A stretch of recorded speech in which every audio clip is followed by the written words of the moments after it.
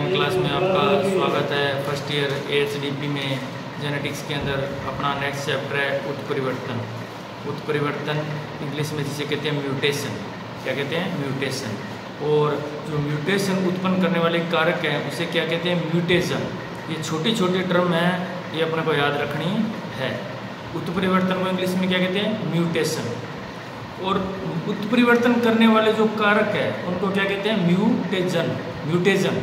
ठीक है, ये मैं नेक्स्ट चैप्टर में आपको पढ़ा के आया हूँ, तो ये आपको रिवाइज करते रहना। म्यूटेशन वे कारक जो उत्परिवर्तन के लिए जिम्मेवार होते हैं, म्यूटेशन।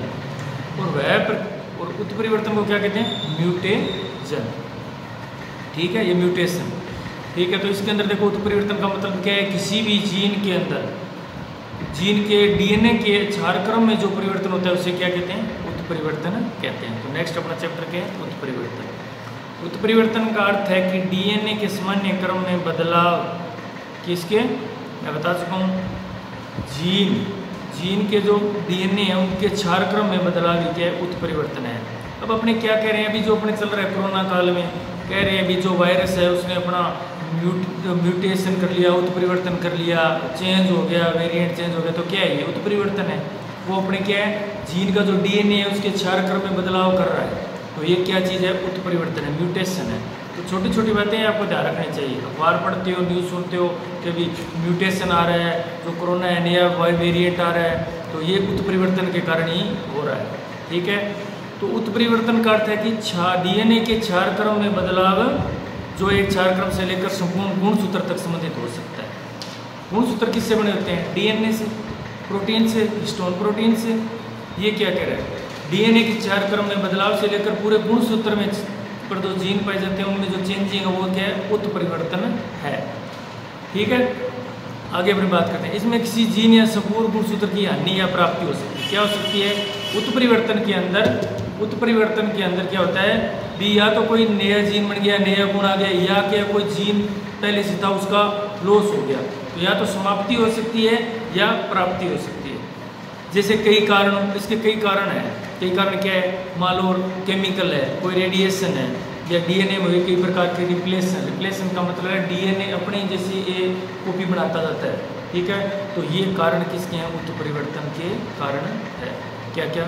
विकिरण या कोई केमिकल या DNA के रिप्लेशन के द्वारा जीन में उत्परिवर्तन होता है।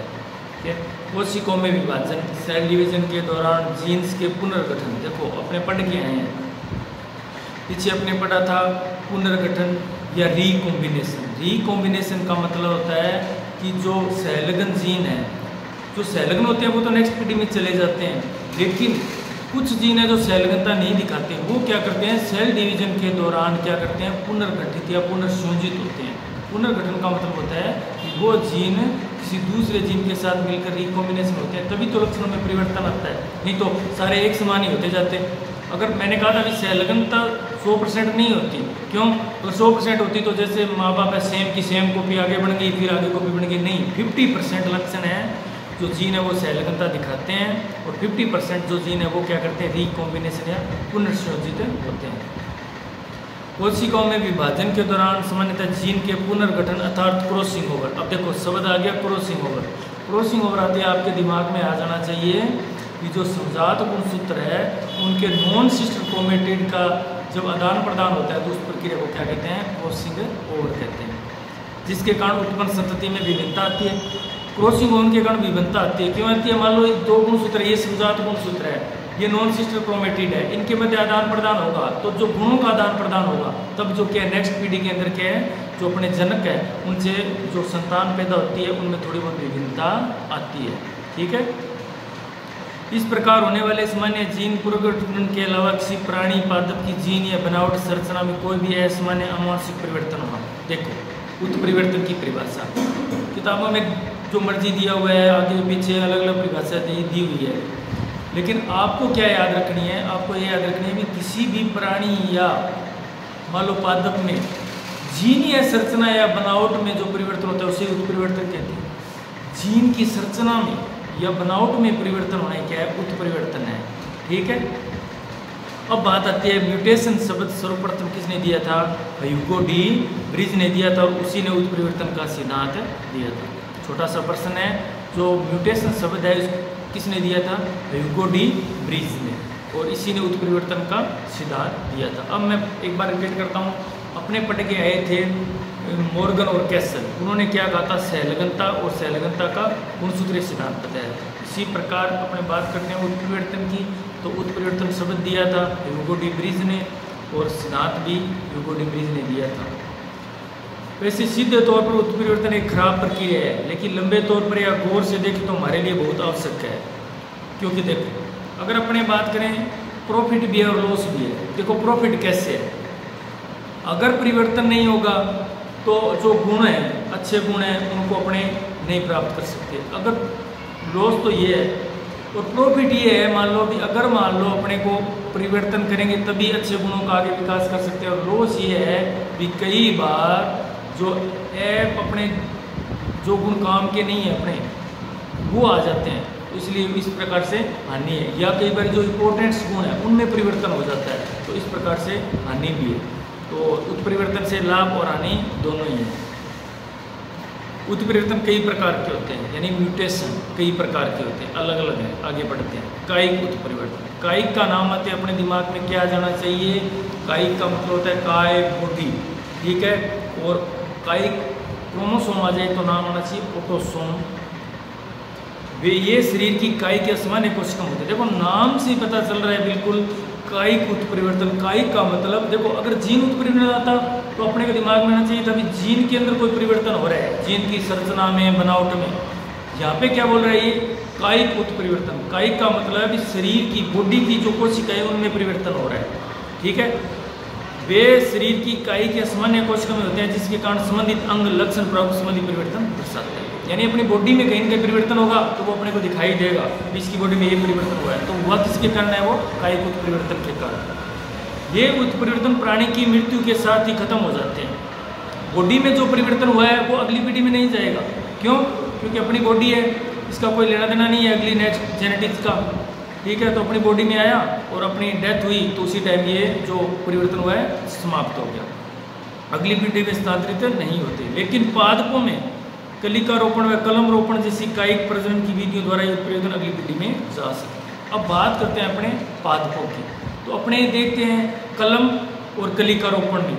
तो मान लो कोई पादप है, उसके मान लो बॉडी में कहीं ना कहीं परिवर्तन हुआ है, और अपने उसकी जो कली है कलम ले रहे हैं और उसको अब नेक्स्ट पीढ़ी के लिए रोपित कर रहे हैं, तो उसमें वो क्या है? वो परिवर्तन अगली पीढ़ी में आएगा। लेकिन जो मनुष्य प्राणी के अंदर ये जो कायिक उत्परिवर्तन है वो नेक्स्ट पीढ़ी में नहीं जाता। इसी प्रकार से देखते हैं अपने बीज रहित अंगूर, सेब, अन्य विभिन्न पौधे प्राप्त किए जा सकते हैं। अब अपने बात करते हैं जननीय उत्परिवर्तन, यानी कि जर्मिनल म्यूटेशन। जर्मिनल म्यूटेशन ये उत्परिवर्तन अगुणित युग्मकों या जनन कोशिकाओं में होते हैं। देखो नाम से पता चल रहा है जननीय उत्परिवर्तन। जननीय नाम आएगा तो आपके दिमाग में आना चाहिए भी ये किसकी बात हो रही है? अपने अंडाणु, शुक्राणु, जो जनन सेल है उनकी बात हो रही है, ठीक है। ये उत्परिवर्तन अगुणित युग्मक, मैं बार बार बोल रहा हूँ, अगुणित युग्मक का मतलब है कि जिसमें आगे विभाजन नहीं होता। शुक्राणु अपने आप में अगुणित गैमेट्स है, वो अपने आप में अगुणित है, लेकिन जब ये दोनों मिलेंगे जायगोट बनेगा, तो जो जायगोट संरचना है वो क्या है? गुणित है, द्विगुणित है। लेकिन ये अलग अलग है, ये अगुणित है। जननीय उत्परिवर्तन अगुणित युग्मकों या जनन कोशिका में होते हैं तथा ये अनुवांशिक प्रवृत्ति रखते हैं। ये तो नॉर्मल सी बात है कि जब अंडाणु और शुक्राणु में जब कोई परिवर्तन होगा तो जो अगली पीढ़ी जाएगी उसमें श्योरली है भी उनमें कोई ना कोई परिवर्तन होगा ही होगा, अगली पीढ़ी में स्थानांतरित होते हैं। वह इस प्रकार जनसंख्या में फैलकर स्थापित हो जाते हैं, ठीक है। इस तरह से आगे ये पीढ़ी दर पीढ़ी चलता है और जो अपनी पॉपुलेशन है उसमें ये फैल जाता है। आगे बात करते हैं अपने अगर उत्परिवर्तन। अगर फॉरवर्ड म्यूटेशन, दोनों नाम याद रखने हैं आपको, अगर उत्परिवर्तन और फॉरवर्ड उत्परिवर्तन। यह उत्परिवर्तन साधारणतः व अधिकांशतः सामान्य जीन प्रारूप में होता है। ये भी किसके कारण होता है? जीनों में, ठीक है, जो अपने को दिखाई नहीं देता, लेकिन जो गुणसूत्रों पर जो जीन पाए जाते हैं उनकी संरचना या बनावट में परिवर्तन के कारण ही ये उत्परिवर्तन होता है, जिससे नया जीन प्रारूप प्राप्त होता है। इसे अगर उत्परिवर्तन, अगर पूछ लीजिए अगर उत्परिवर्तन या फॉरवर्ड म्यूटेशन किसे कहते हैं, तो आप क्या कहोगे?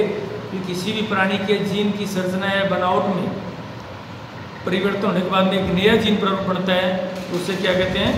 अगर उत्परिवर्तन या फॉरवर्ड म्यूटेशन कहते हैं। नेक्स्ट अपने बात करते हैं व्युत्क्रम उत्परिवर्तन। व्युत्क्रम यानी कि रिवर्स या बैक म्यूटेशन। किसी भी प्रकार का उत्परिवर्तन जीन प्रारूप जब पुनः उत्परिवर्तन के कारण अपनी पहले वाली मूल अवस्था या जीन प्रारूप को प्राप्त करता है। देखो, अगर का मतलब है नया या आगे, व्युत्क्रम का मतलब है उल्टा। उल्टा का मतलब मान लो जैसे कोई जीन है, उसमें बोनेपन का मान लो कोई लक्षण था, जो अगली पीढ़ी आएगी तो वो क्या करेगी? जो अपने पहला जो लक्षण था उसी का वापिस दोहराएगी। तो उस कंडीशन को क्या कहते हैं? अपने व्युत्क्रम। व्युत्क्रम का मतलब उल्टा उत्परिवर्तन। किसी भी प्रकार का उत्परिवर्तन जीन प्रारूप जब पुनः उत्परिवर्तन के कारण अपनी पहले वाली मूल अवस्था या जीन प्रारूप को प्राप्त करता है, तो इस प्रकार पुनः होने वाले उत्परिवर्तन को व्युत्क्रम उत्परिवर्तन कहते हैं। ठीक है, तो अपने पढ़ा था अगर उत्परिवर्तन और दूसरा पढ़ा था व्युत्क्रम उत्परिवर्तन। अगर का मतलब है किसी भी प्राणी के जो जीन में परिवर्तन होकर एक नया जीन प्रारूप बनता है, तो उसे क्या कहते हैं? अगर उत्परिवर्तन। उसी के एक विपरीत अपने पढ़ा था व्युत्क्रम फॉरवर्ड, जिसे क्या कहते हैं? किसी भी प्राणी के जो जीन प्रारूप में परिवर्तन होकर जो अपने पहले वाला जो जीन प्रारूप प्राप्त करता है, उसे क्या कहते हैं? व्युत्क्रम उत्परिवर्तन कहते हैं। नेक्स्ट है, ये उत्परिवर्तन के प्रकार है। नेक्स्ट है शांत और शामक उत्परिवर्तन। क्या है? शांत और शामक उत्परिवर्तन। ये वे उत्परिवर्तन होते हैं जो संबंधित प्राणी पादप में किसी प्रकार का महत्वपूर्ण दर्शनीय परिवर्तन उत्पन्न नहीं करते। देखो, नाम से पता चल रहा है शांत या शामक, यानी परिवर्तन तो होगा लेकिन किसी भी प्रकार का क्या है? ये प्रभाव अपना नहीं दिखा पाएंगे, तो इन्हें क्या कहते हैं? शांत या शामक उत्परिवर्तन, जो घातक नहीं होते। क्या है? घातक नहीं होते। नेक्स्ट है अपने घातक उत्परिवर्तन यानी कि लेथल म्यूटेशन। ये वे उत्परिवर्तन होते हैं जो संबंधित प्राणी या पादप में किसी प्रकार का घातक परिवर्तन उत्परिवर्तन करते हैं। जो एग्जाम्पल फ्रेम शिफ्ट म्यूटेशन इसी श्रेणी में आते हैं। नाम से पता चल रहा है घातक उत्परिवर्तन। उससे पहले पढ़ा था शामक, उससे पहले पढ़ा था अपने व्युत्क्रम, उससे पहले पढ़ा था अपने अगर, उससे पहले पढ़ा था जननीय और उससे पहले पढ़ा था कायिक। इस तरह से आपको रूटीन में ये समझना है और याद करना है। जो प्रश्न दिया हुआ है उसी में आंसर छुपा होता है, बस थोड़ा सा समझने की जरूरत है। नेक्स्ट अपने करते हैं मिस सेंस म्यूटेशन। क्या है? Miss sense mutation.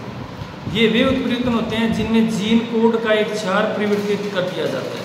पूरे जीन में परिवर्तित नहीं होता, जो जीन के कोड हैं उनके क्षार क्रम का मतलब क्या है? अलग अलग नाइट्रोजन क्षारक होते हैं, ठीक है, तो उनका क्रम चेंज कर दिया जाता है, तो उसे क्या कहते हैं? मिस सेंस म्यूटेशन कहते हैं, जिससे इसके द्वारा कोड होने वाले अमीनोमल परिवर्तित हो जाते हैं। इससे कोड के प्रथम दो क्षारों में से किसी को भी परिवर्तित कर देने से अमीनोमल बदल दिया जाता है। क्या कह रही है? मिस सेंस के अंदर क्या होता है कि जो जीन के क्षार है उनके क्रम को चेंज कर दिया जाता है, और क्रम को चेंज करते हैं तो इसमें क्या है? जो अमीनोमल पाया जाता है उसमें परिवर्तन हो जाता है। नेक्स्ट है अपने नॉन सेंस म्यूटेशन। क्या है? Non sense mutation. ये वे उत्परिवर्तन होते हैं जिसमें किसी अमीनो के जीन कोड को स्टॉप या टर्मिनेशन कोडोन में परिवर्तित कर दिया जाता है। अमीनोमल को किस में परिवर्तित कर दिया जाता है?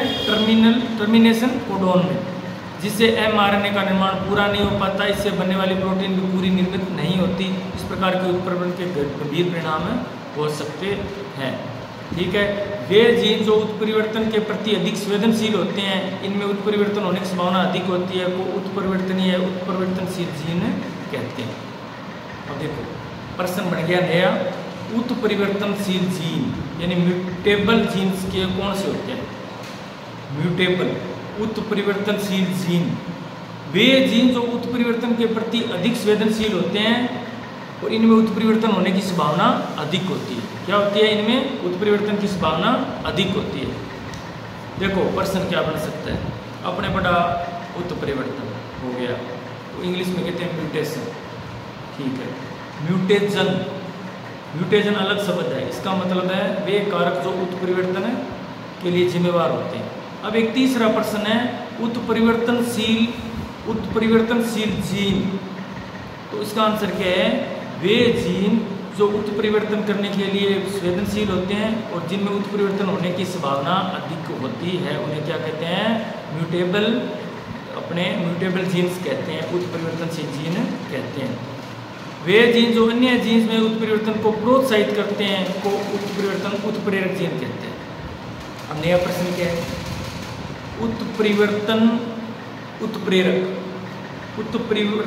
उत्प्रेरक यानी कि वे जीन जो किसी अन्य जीन को परिवर्तन के लिए प्रेरित करते हैं उन्हें क्या कहते हैं, उत्परिवर्तन उत्प्रेरक। यानी कि किसी दूसरे जीन को वो प्रेरित कर रहे हैं भी परिवर्तन होने के लिए प्रेरित करते हैं, उन्हें क्या कहते हैं, उत्परिवर्तन उत्प्रेरक जीन।